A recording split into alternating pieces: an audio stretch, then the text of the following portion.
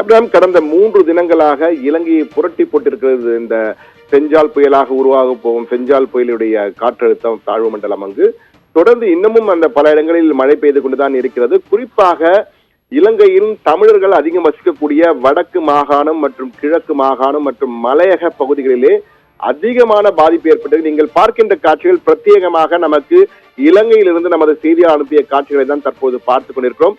எந்த அளவுக்கு பாதிப்பு, குடும்பமாக வீடுகளை விட்டு காலி செய்யக்கூடிய சூழல் தான் தற்போது காணப்படுகிறது. காரணம், வீடுகளுக்கு எல்லாம் தண்ணீர் புகுந்திருக்கின்ற காட்சிகளை தான் பார்க்கிறோம். நமக்கு தற்போது அங்கிருந்து வருகின்ற தகவல், உறுதி செய்யப்பட்ட தகவல் சொல்லுகின்ற தரவுகளை வைத்து பார்க்கும்போது கிட்டத்தட்ட 28,000 குடும்பங்கள், அதாவது கிட்டத்தட்ட 1.5 லட்சம் பேர் பாதிக்கப்பட்டிருக்கிறார்கள் என்ற தகவல் நமக்கு கிடைத்திருக்கிறது.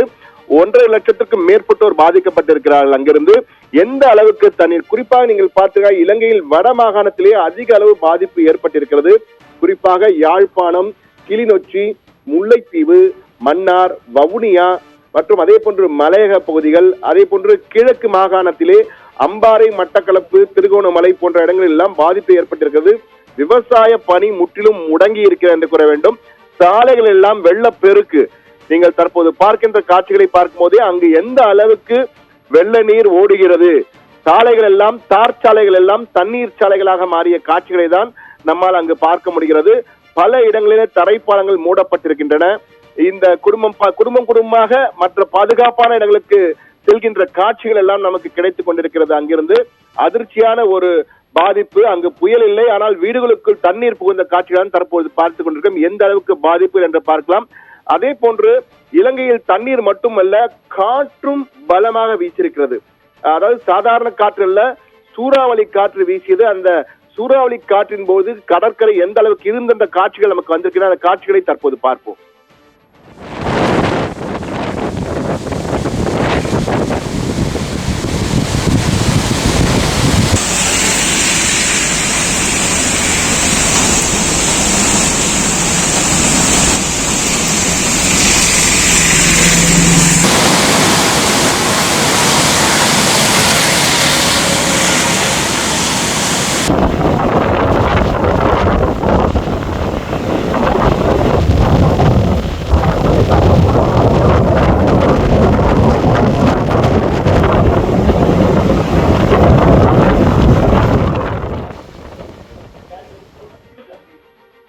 தற்போது அந்த காட்சிகளை பார்த்தோம். இலங்கையிலிருந்து அந்த பிரத்யேக காட்சிகள் கிடைத்திருக்கின்றன. இவை மட்டுமல்ல, அங்கு சாலை போக்குவரத்து என்பதை முற்றிலும் முடங்கி இருக்கிறது. வடக்கு மாகாணம் சாலையில் எந்த அளவுக்கு பாருங்கள், பாலம் நடுவில் வெடித்திருக்கிறது. சாலை பாதியாக பிளந்திருக்கின்ற காட்சிகளை எல்லாம் பார்த்துக் கொண்டிருக்கிறோம். பாதியில் வெள்ளநீரால் முழுகடிக்கப்பட்டதால் வாகனங்கள் செல்ல முடியாத சூழல், பல இடங்களில் வாகனங்களை தள்ளி கொண்டு வருகின்ற சூழல் என இலங்கையில் வடக்கு மாகாணம், கிழக்கு மாகாணம் போன்ற இடங்களிலே கடுமையான வெள்ள பாதிப்பு ஏற்பட்டிருக்கிறது.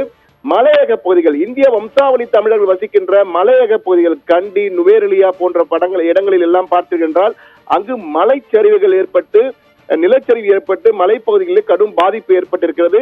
ஆனால் வடக்கு மற்றும் கிழக்கு மாகாணங்களுடைய பாதிப்பு என்பது அவர்கள் இயல்பு நிலைக்கு திரும்புவதற்கே குறைந்தபட்சம் 1 வார காலமாகும் என்றும், உடனடியாக உதவிகள் தேவை என்றும் கோரிக்கை வைக்கப்பட்டிருக்கிறது. அரசும், புதிய அரசு தற்போதுதான் பதவியேற்றிருக்கிறது. ஜனாதிபதி அனுரகுமார் திசநாயக்க உடனடியாக அந்த நிவாரண பணிகளை முடுக்கிவிட்டிருப்பதாகவும் தகவல்கள் வருகின்றன.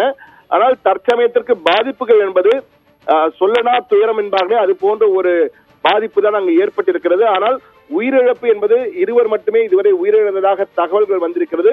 ஆனால் 1.5 லட்சத்துக்கும் மேற்பட்ட தமிழர்கள் அங்கு கடுமையான பாதிப்பை சந்தித்துக் கொண்டிருக்கிறார் என்பதுதான் அங்கிருந்து வருகின்ற உறுதிப்படுத்தப்பட்ட தகவல்கள். ஆப்ரஹாம்.